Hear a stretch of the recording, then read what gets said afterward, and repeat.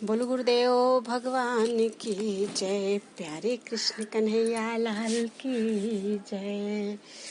8वां स्कंद सुख सागर, पहला अध्याय। आज 8वां स्कंद शुरू हो गया है। परमेश्वर का हरि अवतार लेकर हाथी का प्राण बचाना और वामन अवतार धरकर राजा बलि से 3 पग पृथ्वी दान लेना। पहला अध्याय। सुखदेव जी का मनवंतरों की कथा कहना।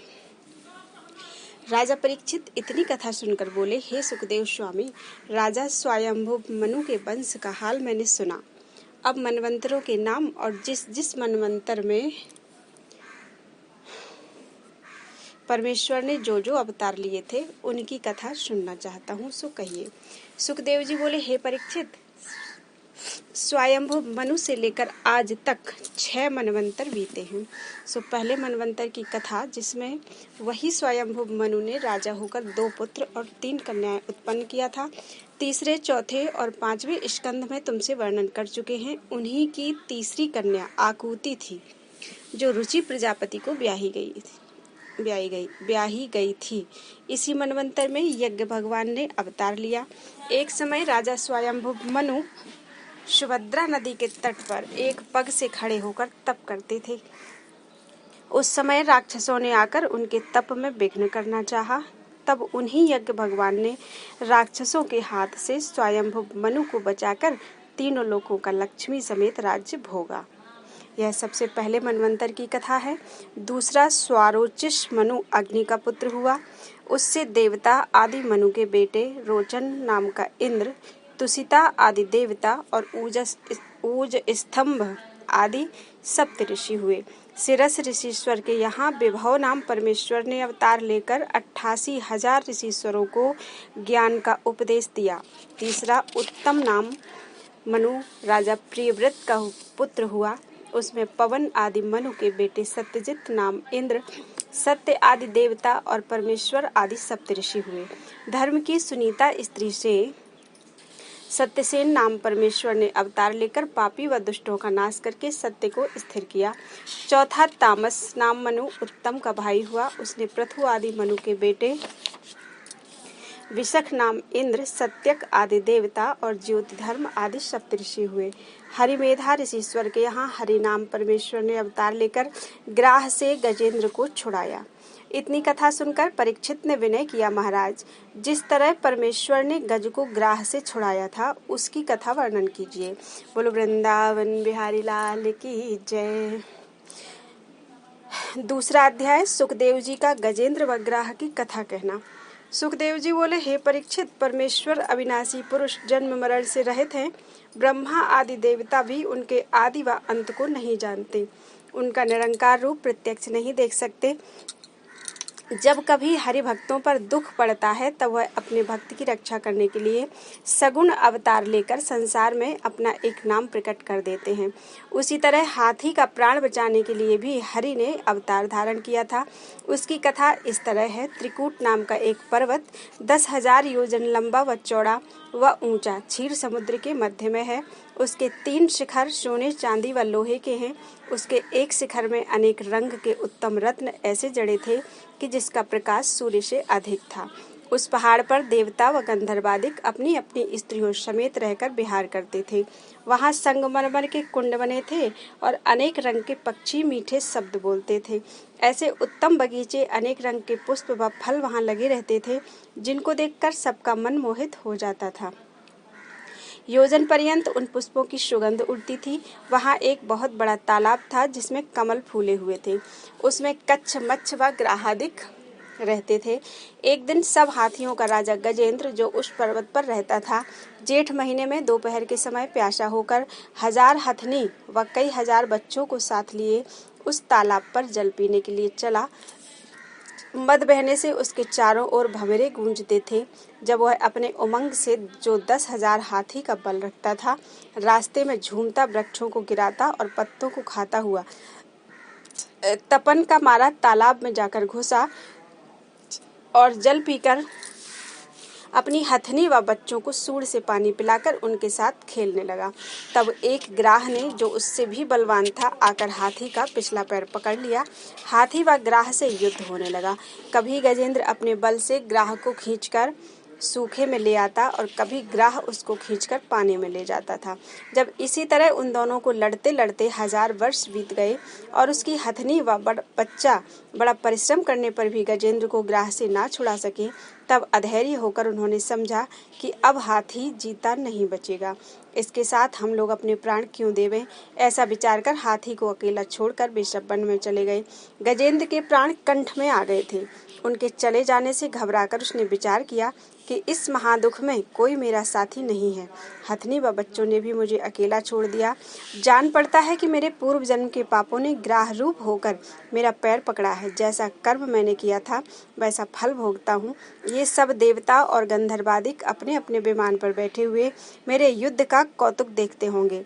इनमें से भी कोई मेरे प्राण नहीं बचाता। इसलिए अब मैं उस परब्रह्म की शरण में जाऊं जो काल का भी मालिक है, तो मेरे प्राण बचे। ऐसा विचार कर हाथी नारायण जी के चरणों का ध्यान सच्चे मन से करने लगा। बोलो वृंदावन बिहारी लाल की जय। तीसरा अध्याय, गजेंद्र का परब्रह्म की स्तुति करना। सुखदेव जी बोले, हे परीक्षित, गजेंद्र ने पूर्व जन्म के पुण्य से परमेश्वर का ध्यान करके कहा, मैं उन भगवान की शरण में हूँ जिनकी कृपा से संसारी जीव चैतन्य होते हैं और सारा जगत उन्हीं से उत्पन्न होकर उनके आश्रय में रहता है। उस परमेश्वर का महाप्रलय में भी नाश नहीं होता। वे सदा स्थिर रहते हैं। जिस तरह बालक नट व भानुमति के खेलवाड़ को नहीं पहचानते, उसी तरह ब्रह्मादिक देवता भी उनके आदि व अंत को नहीं जानते। जैसे अग्नि की चिंगारी उड़ती है और सूर्य का प्रकाश छिद्र में से रज के समान दिखलाई देता है, वैसे जिन पर ब्रह्म के सामने देवता लोग चिंगारी व रज तुल्य हैं, मैं उन्हीं परब्रह्म परमेश्वर को दंडवत करता हूँ जिनके बहुत से नाम व स्वरूप हैं। प्रकट में उनका कोई रूप दिखलाई नहीं देता और वह आप मुक्त रूप हैं। मुक्त रूप होकर सब कार्य करते हैं, उनको मैं नमस्कार करता हूँ। जो अविनाशी पुरुष मुझे इस फंदे से छुड़ा सकते हैं, जो अर्थ धर्म काम और मोक्ष चारों पदार्थों के देने वाले हैं, सब जीवों में उन्हीं का तेज रहता है, ऐसे जगत व्यापक राम की मैं शरण में हूँ। जो परमेश्वर योगीश्वरों को योग व तप करने का फल देते हैं, वही दीनानाथ इस समय मेरी रक्षा करें। उनके सिवा अब मैं किसी का भरोसा नहीं रखता। हे दीन दयालु महाप्रभु, मैं इस ग्राह के मुख से छूटने के लिए यह स्तुति नहीं करता। मुझ इसलिए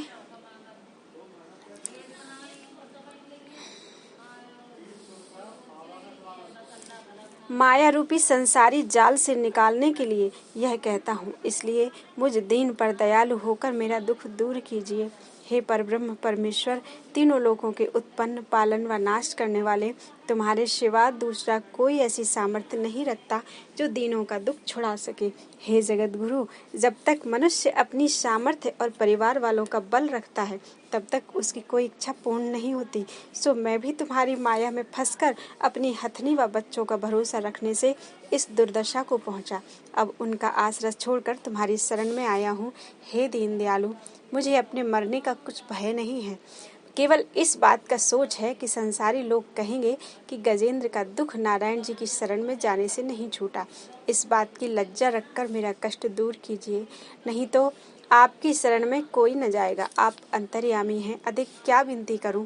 हे परीक्षित, यह स्तुति सुनकर अंतर्यामी परमेश्वर ने गजेंद्र को महादुखी जानकर उसी समय अपना सुदर्शन चक्र उठा लिया और गरुड़ पर बैठकर बैकुंठ से चले। जब गजेंद्र ने देखा कि बैकुंठनाथ सुदर्शन चक्र हाथ में लिए गरुड़ पर चढ़े आकाश मार्ग से मेरी रक्षा करने को चले आते हैं, तब उसने एक कमल का पुष्प शूंड से तोड़ लिया और ऊंचे उठाकर पुकारा, हे नारायण, हे जगत गुरु, हे दीनानाथ, हे भगवंत, हे दुख भंजन, हे श्याम सुंदर, हे ज्योति स्वरूप, मैं आपकी शरणागत होकर दंडवत करता हूँ। जल्दी मेरी शुद्ध लीजिए। जैसे त्रिलोकीनाथ ने उस दुखिया के यह दीन वचन सुने, वैसे ही सुदर्शन चक्र समेत गरुड़ पर से कूद कर पैदल दौड़े और वहां पहुंचते ही सुदर्शन चक्र से ग्राह का मुख चीरकर मार डाला और हाथी को तालाब से खींचकर बाहर निकाल दिया। बोलो वृंदावन बिहारी लाल की जय। चौथा अध्याय ग्राह का गंधर्व तन पाना। सुखदेव जी ने कहा, हे परीक्षित, जिस समय ग्राह मारा गया उस समय देवताओं ने आनंद पूर्वक दुंदुभी बजाई, पुष्पों की वर्षा की, हरि भगवान पर पुष्पों की वर्षा की और ऋषीश्वर आदि उनकी स्तुति करने लगे। वह ग्राह परमेश्वर का स्पर्श करते ही एक महासुंदर पुरुष भूषण व वस्त्र पहने हुए आकर नारायण जी के चरणों पर गिर पड़ा। उसने स्तुति व परिक्रमा करके हाथ जोड़कर विनय किया, महाराज, मैं पिछले जन्म में हूहू नाम का गंधर्व था। एक दिन अपनी स्त्रियों को विमान पर बैठाकर बिहार को निकला और वन में एक बहुत अच्छा तालाब देखकर स्त्रियों समेत उसमें जल विहार करने लगा। उसी जगह देवल ऋषि भी नहाते थे। सो मैंने अपनी अज्ञानता और स्त्रियों के कहने से उन ऋषि का उपहास करने के लिए गोता मारकर उनका पैर पकड़कर पानी के भीतर खींच ले गया। जब वे गिर पड़े तो उनका पैर छोड़कर तालाब से बाहर निकल आया और अपनी स्त्रियों समेत हंसने लगा। तब देवल ऋषि ने क्रोधित होकर मुझे शाप दिया कि हे गंधर्व, तूने हंसी से हमारा पैर ग्राह के समान पकड़कर खींचा था, इसलिए परमेश्वर से चाहता हूँ कि तू ग्राह तन में जन्म लेकर पशु व मनुष्यों का पैर जल से भीतर पकड़ा कर। यह शाप सुनते ही मैंने अति लज्जित होकर उनसे कहा, मैंने अपने किए का फल पाया, पर अब यह बतलाइए कि यह शाप से मेरा उद्धार कब होगा। तब ऋषीश्वर बोले कि तू कई हजार वर्ष तक ग्राह योनि में रहकर एक दिन गजेंद्र का पैर पकड़ेगा और वैकुंठनाथ हाथी को छुड़ाने के लिए आकर तुझे सुदर्शन चक्र से मारेंगे, तब फिर तू गंधर्व तन पाएगा। उन ऋषीश्वर की कृपा से आज आपका दर्शन पाकर मैं कृतार्थ हुआ। अब आज्ञा दीजिए तो अपने लोक को जाऊं। जब वह गंधर्व परमेश्वर से विदा होकर दंडवत करके विमान पर बैठकर अपने लोक को चला गया, तब हरि भगवान की आज्ञा से उस गज ने भी वह तन छोड़कर मुक्ति पाई और इंद्रदमन का राजा स्वरूप हो गया। वह भी दंडवत स्तुति और परिक्रमा करके हाथ जोड़कर बोला, हे दीनानाथ, मैं पूर्व जन्म में इंद्रदमन नाम का राजा था। रात दिन हरिचरणों में ध्यान लगाकर राजकाज करता था। एक दिन जप व ध्यान करते समय अगस्त्य मुनि मेरे घर आए थे। सो मैं अपने अज्ञान से उनका आदर न करके ज्यों का त्यों बैठा रहा। तब अगस्त्य जी क्रोध करके बोले, हे राजा, किस शास्त्र में ऐसा लिखा है कि जब ब्राह्मण, ऋषीश्वर व वैष्णव किसी के स्थान पर आवे और घर का मालिक उनका आदर न करके मतवाले हाथी की तरह बैठा रहे। इसलिए परमेश्वर से मैं चाहता हूँ कि हाथी का तन पावे। यह शाप सुनते ही मैंने लज्जित होकर उनसे विनय किया, हे मुनिनाथ, मैंने अपने कर्म का फल पाया, पर यह बतलाइए कि इस तन से मेरी छुट्टी कब होगी। तब यह वचन सुनकर मुनि ने कहा कि जब ग्राह तेरा पैर तालाब में पकड़ेगा तब वैकुंठनाथ तेरी सहायता करने आवेंगे और ग्राह को मारकर तुझे मुक्ति देंगे। सो मैं अगस्त्य मुनि की दया से आपका दर्शन पाकर कृतार्थ हुआ। जब इस तरह इंद्रदमन ने हाथ जोड़कर स्तुति किया, तब नारायण जी प्रसन्न होकर बोले, हे इंद्रदमन, जो कोई मेरा तेरा इस पर्वत का, क्षीर समुद्र, कौस्तुभ मणि, मेरे शंख, चक्र, गदा, पद्म, मत्स्य, कच्छप आदि मेरे अवतारों का, गंगा आदि तीर्थों का, ध्रुव व प्रहलादिक मेरे भक्तों का पिछली रात उठकर ध्यान करेगा, उसे अशुभ स्वप्न का फल नहीं होगा। जो संसारी जीव इस गजेंद्र मोक्ष स्तुति को मेरे निमित्त करेंगे, उनको मैं अंत समय इसी तरह मुक्ति दूंगा जिस तरह तेरा उद्धार किया है। ऐसा कहकर हरि भगवान ने इंद्रदमन को अपने गरुड़ पर बैठा लिया और शंख बजाकर बैकुंठ को चले गए। इतनी कथा सुनाकर सुखदेव जी बोले, हे परीक्षित, जिस तरह हाथी को ग्राह ने पकड़ा था, उसी तरह सब संसारी जीव काल रूपी ग्राह के मुख में पड़े हैं। जैसे गजेंद्र ने जब दीन होकर नारायण जी को पुकारा और परमेश्वर ने उसे ग्राह के मुख से छुड़ाया, उसी तरह मनुष्य जब परमेश्वर का ध्यान व स्मरण करें तब जन्म मरण से छूटकर भवसागर पार उतर सकते हैं। जो कोई विपत्ति में गजेंद्र मोक्ष कथा का ध्यान करेगा, नारायण जी उसका दुख अवश्य दूर करेंगे। बोलो वृंदावन बिहारी लाल की जय। 5वां अध्याय सुखदेव जी का कच्छप अवतार की कथा कहना। सुखदेव जी बोले, हे परीक्षित, हर मनवंतर में जो 71 चतुर्युग का होता है, नारायण जी का एक अवतार लेकर धर्म की रक्षा करते हैं। नारायण जी एक अवतार लेकर धर्म की रक्षा करते हैं। चौथे मनवंतर में हरि अवतार हुआ था, यह उसकी कथा तुमको सुनाया।